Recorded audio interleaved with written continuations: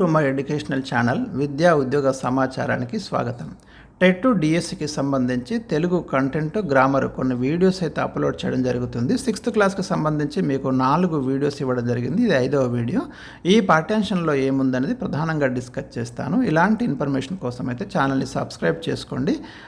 వర్షం అనే పాఠ్యాంశం గురించి ఇక్కడ డిస్కస్ చేద్దాము. దీంట్లో ఉన్న వ్యాకరణాంశాలు, కవి పరిచయము, పాఠ్యభాగ నేపథ్యం అవి మాత్రమే ఇక్కడ ప్రధానంగా చర్చించడం అనేది జరుగుతుంది. ఒకసారి చూద్దాం. వర్షం అనే పాఠ్యాంశం ఎవరు రచించారు అంటే డాక్టర్ పల్లా దుర్గయ్య రచించిన పాలవెల్లి అనే ఖండకావ్యం నుండి తీసుకోబడింది. ఒకసారి ప్రక్రియ గురించి చూద్దాం. ఇక్కడ మీకు టెక్స్ట్ బుక్లో ఇవ్వడం జరిగింది.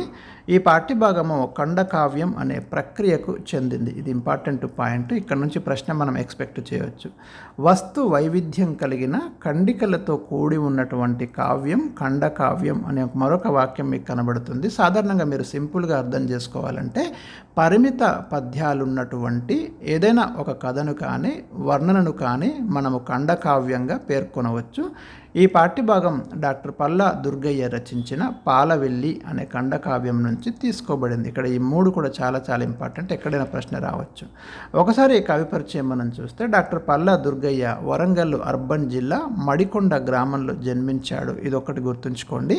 ఇక నెక్స్ట్ ఏంటంటే దీంట్లో చాలా ముఖ్యమైన పాయింట్, ఉస్మానియా విశ్వవిద్యాలయం నుంచి తెలుగులో మొట్టమొదటి ఎంఏ పట్టా అందుకున్నాడు అనే వాక్యం ఉంది, చూసినారా టెక్స్ట్ బుక్లో. ఇది చాలా చాలా ఇంపార్టెంట్. ఇలాంటివి వస్తాయి. పాలవెల్లి గంగిరెద్దు రచన చూడండి. పాలవెల్లి గంగిరెద్దు. అదేవిధంగా ఒక సిద్ధాంత గ్రంథం 16వ శతాబ్దం నందలి ప్రబంధ వాన్మయం తద్వికాసం అనే అంశంపై పరిశోధన చేశాడు. ఈ 3 చాలా ఇంపార్టెంట్.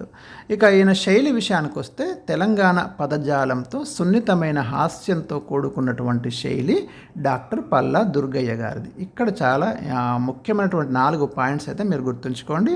ఎక్కడ జన్మించాడు, ఆ ప్రత్యేకత, ఉస్మానియా విశ్వవిద్యాలయం నుంచి తెలుగులో మొట్టమొదటి ఎంఏ అందుకోవడం, ఆ రచనలు చూడండి. పాలవెల్లి గంగిరెద్దు, 16వ శతాబ్దం నందలి ప్రబంధ వాన్మయం తద్వికాసం. ఎందుకంటే 16వ శతాబ్దం మనకు తెలుగు సాహిత్యంలో దాన్ని ప్రబంధ యుగం అంటాము. శ్రీకృష్ణ దేవరాయల కాలము. అనేక ప్రబంధాలు ఆ కాలంలో వచ్చినాయి.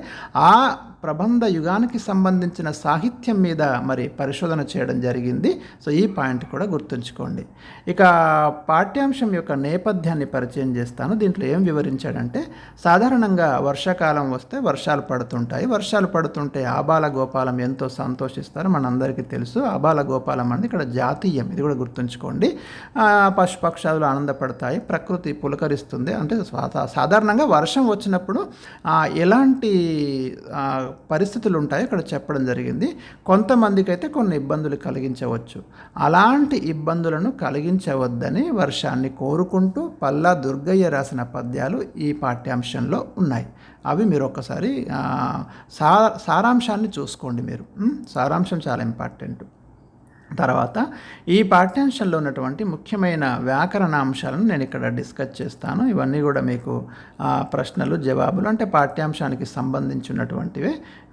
నెక్స్ట్ అంటే తర్వాత మీరు దేని మీద ఎక్కువగా చూడాలంటే లింగములు అనే టాపిక్ అయితే మనకు దీంట్లో ఉంది వ్యాకరణాంశాలలో ఈ పాఠ్యాంశం కింద.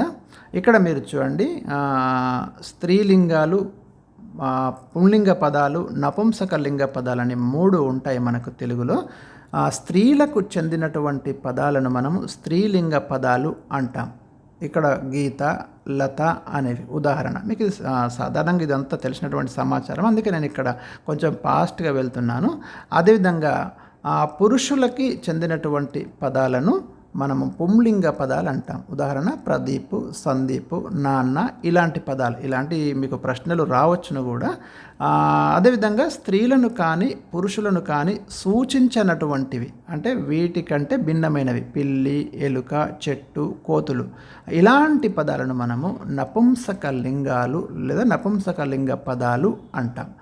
దీని ప్రకారం చూడండి 3 ఇక్కడ నిర్వచనాలు అయితే ఇవ్వడం జరిగింది. ఏవి స్త్రీలింగ పదాలు, ఏవి పుంలింగ పదాలు, ఏవి నపుంసక లింగ పదాలు అనే వాటికి ఉదాహరణలు కూడా ఇవ్వడం జరిగింది. వీటిని ఒక్కసారి చూసుకోండి. పురుషవాచక శబ్దాలను మనము పుంలింగాలు అంటాము. స్త్రీవాచక శబ్దాలను స్త్రీలింగాలని పేర్కొంటాం. పై 2 కానటువంటివి అనగా మానవ సంబంధం కానివి వస్తు, పక్షి, జంతువాచక శబ్దాలు. ఇక్కడ చూడండి, వస్తు, పక్షి జంతువాచక శబ్దాలను నపుంసక లింగ పదాలని పేర్కొనవచ్చు. ప్రశ్న ఇక్కడ అడుగుతాడు. కన్ఫ్యూజ్ చేయాలనుకుంటే ప్రశ్న ఇక్కడ వస్తుంది. కాబట్టి మీరు ఇక్కడనే ఎక్కువగా దృష్టి పెట్టండి. ఇలాంటి ప్రశ్నలు రావడానికి అవకాశాలు అయితే ఉంటాయి. ఎందుకంటే సాధారణంగా అభ్యర్థి ఎక్కడైతే తప్పు చేయడానికి అవకాశం ఉందో అక్కడ ప్రశ్న ఇవ్వడం అనేది జరుగుతుంది. ఒక పారాగ్రాఫ్ ఇచ్చి దీంట్లో ఉన్నటువంటి స్త్రీలింగ, పుంలింగ, నపుంసకలింగ పదాలను గుర్తించి రాయండి అని ఇక్కడ చెప్పినాడు. మీరు ఒకసారి ఈ పారాగ్రాఫ్ చూసుకొని దాంట్లో ప్రాక్టీస్ అయితే చేయండి. సో ఇది ఒక చిన్న వీడియో. మీకు మరొక వీడియోలో మరొక పాఠ్యాంశాన్ని మనం డిస్కస్ చేద్దాం.